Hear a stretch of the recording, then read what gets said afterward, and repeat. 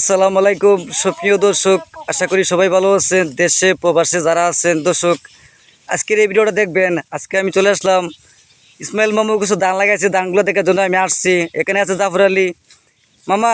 ইসমাইল মামা কিছু বলবেন মামা আমাকে?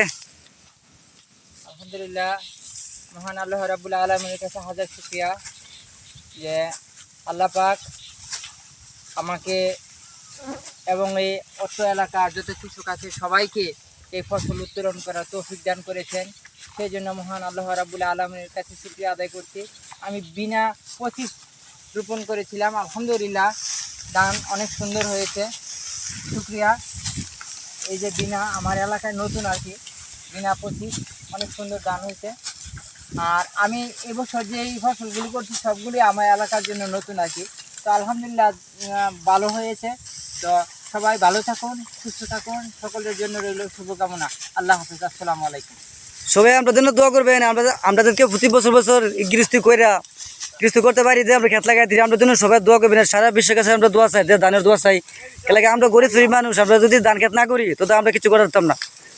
দর্শক, এই তো আপনাদের সাথে আজকে আসলাম এই ভিডিওটা। বহুত কষ্ট করে ভিডিওটা বানাইতেছি। যদি ভিডিওটা ভালো লাগে তাহলে আমাদের সাথে লাইক দিয়ে আমাদের সাথে থাকবেন। আর যদি আপনি আমার ফেসবুকে আইডিতে নতুন হতেন তো ফেসবুক আইডিটা ফলো দিয়ে আমাদের সাথে থাকবেন। কারণ নতুন নতুন ভিডিও আমার এই ফেসবুক আইডিতে দেখতে পারবেন। আর আপনারা শুনছেন যে আমাদের মামা ইসমাইল মামা কত সুন্দর কথা বলছে।